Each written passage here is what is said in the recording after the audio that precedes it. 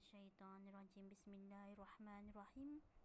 Asyhadu an la ilaha illallah wa asyhadu anna Muhammadur Rasulullah.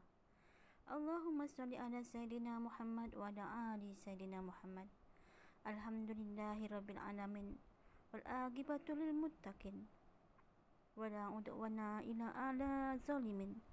Wassalatu wassalamu ala asrafil anbiya'i wal mursalin wa ala alihi washabihi ajmain. Assalamualaikum warahmatullahi wabarakatuh. Alhamdulillah, insyaAllah di kesempatan kali ini saya akan menyampaikan hikmah mengenai wajibnya menutup aurat bagi wanita yang beriman. Saudara yang dimuliakan Allah Subhanahu wa taala, ingin saya sampaikan pesan pada semua muslimah yang belum sanggup memakai hijab untuk menutupi auratnya. Jangan sekali-kali menghalalkan perbuatan itu, kerana sesungguhnya itu termasuk suatu kefasikan, yaitu perbuatan ingkar setelah mengaku beriman kepada Allah Subhanahu wa taala.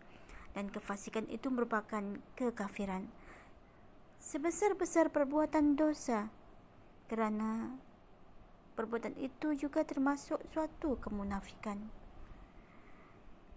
Sungguh untuk mentaati perintah Allah Subhanahu wa taala itu perlu kerelaan diri, ikhlasan, ya. Jadi melaksanakan perintah Allah Subhanahu wa taala dengan hati yang ikhlas itu suatu kemuliaan bagi diri kita, karena itu merupakan nilai iman kita, ya. Lisan mengakui diri beriman pada Allah Subhanahu wa taala, akan tetapi hati dan amal perbuatan menolaknya, maka itulah suatu kemunafikan. Sungguh perbuatan itu merupakan refleksi dari keadaan hati kita. Jika hati kita dipenuhi dengan keikhlasan, niscaya perbuatannya pun murni ikhlas mentaati perintah Allah Subhanahu wa taala, tanpa dalih sedikit pun untuk menghalalkan perbuatan salahnya. Dan mudah sekali untuk melaksanakan perintah Allah Subhanahu wa taala, kerana dalam diri kita telah ada iman yang mendorong kita, memberi kekuatan pada kita untuk melaksanakan perintah Allah Subhanahu wa taala. Masya Allah. Menutup aurat dari hujung rambut hingga hujung kaki merupakan kewajiban ke atas semua wanita yang beriman kepada Allah Subhanahu wa taala, dan tidak wajib ke atas orang yang tidak beriman dan orang yang tidak waras akalnya ataupun gila, ya. Cara mudah untuk memahami wajibnya menutup aurat itu ialah sama dengan wajibnya solat. Jadi setuju atau tidak, kewajiban itu tetap berlaku ke atas semua wanita yang muslimah, ya. Bagi seorang wanita yang belum memakai hijab, ya, menutupi auratnya, maka ikhlaskanlah diri, rendahkanlah diri kita, keegoan kita, ya, kepada Allah Subhanahu wa taala, di hadapan Allah Subhanahu wa taala.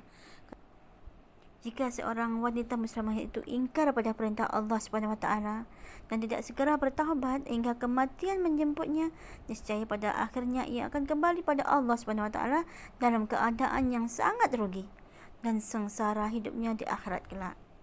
Ingatlah, sengsara di dunia kita masih dapat mengusahakannya, akan tetapi sengsara di akhirat tiada harapan lagi untuk kita ikhtiar, kerana sesungguhnya dunia tempat kita untuk beribadah dan beramal mulia, sedangkan di akhirat tempat kita menerima balasan atas segala perbuatan selama kita hidup di dunia, ya. Maka segeralah bertaubat kepada Allah Subhanahu wa taala. Rendahkan hati kita, rendahkan diri kita di hadapan Allah Subhanahu wa taala. Mudahkan diri kita untuk menerima dan melaksanakan perintah Allah Subhanahu wa taala sebelum nyawa sampai pada urat leher kita, ya. Niatkanlah seluruh hidup kita untuk mentaati perintah Allah Subhanahu wa taala, supaya kita dipermudahkan untuk melaksanakan perintah Allah Subhanahu wa taala.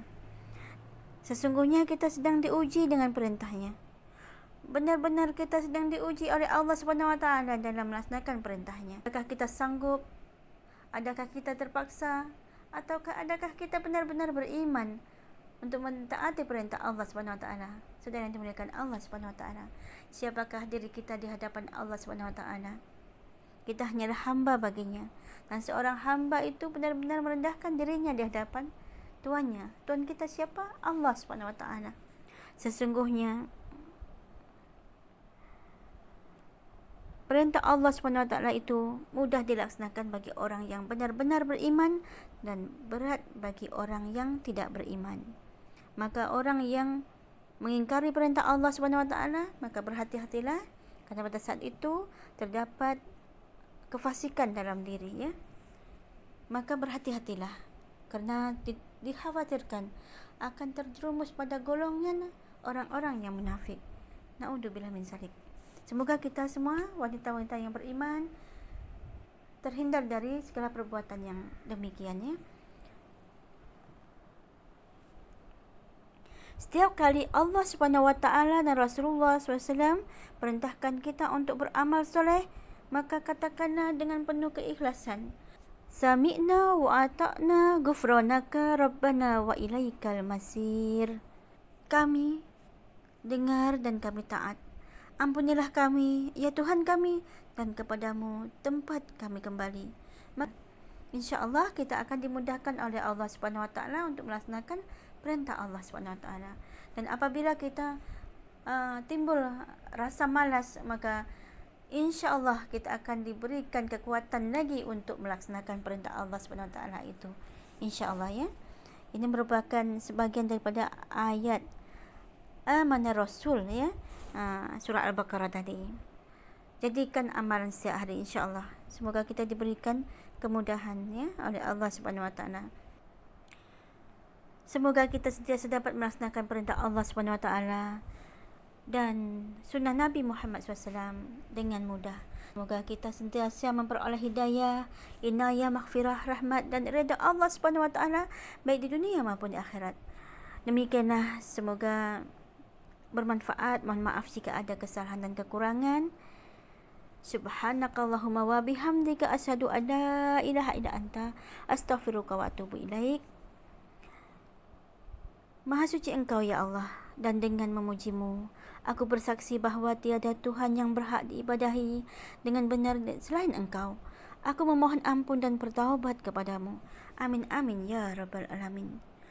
Jazakumullahu khairan katsira wa jazakumullahu ahsanal jaza wa billahi taufiq wal hidayah. Wassalamualaikum warahmatullahi wabarakatuh.